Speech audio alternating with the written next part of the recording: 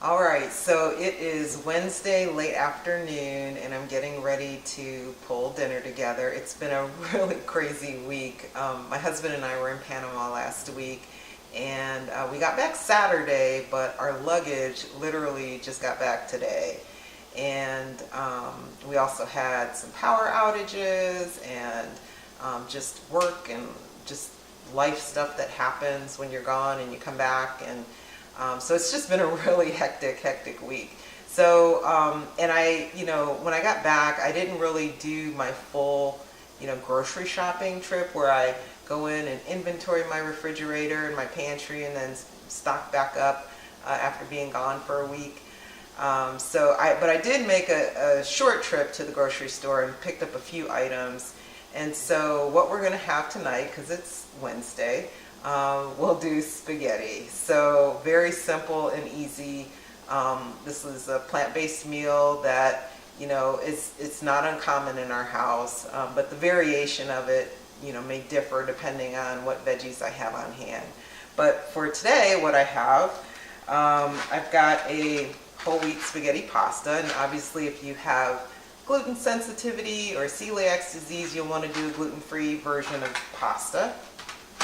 I have a jarred sauce, tomato sauce, and some of you are probably like, you're using a jarred sauce? And yes, I will admit I do use a jarred sauce.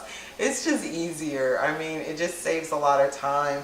And, I do read the ingredients on the label of the jarred sauce. So like this particular brand, it's just tomatoes and some veggies and some spices, so it's all good. I also have a red bell pepper, an onion, and I did manage to pick up some spinach, so we'll add some spinach to this pasta. Now for a protein source, beyond the pasta, which has protein in it, but there's two options here. So I've got a cannellini bean, which I would drain and then rinse, and this is what I usually prefer. Or an alternative, which my husband loves and I'm okay with, but tonight we're going to make him happy, so we're going to use these. This is Beyond Meat Beefy Crumbles, so it's kind of like a plant-based version of ground meat.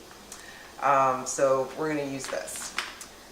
So I am going to get started on chopping and boiling the pasta, and let's see how long it takes to pull all this together.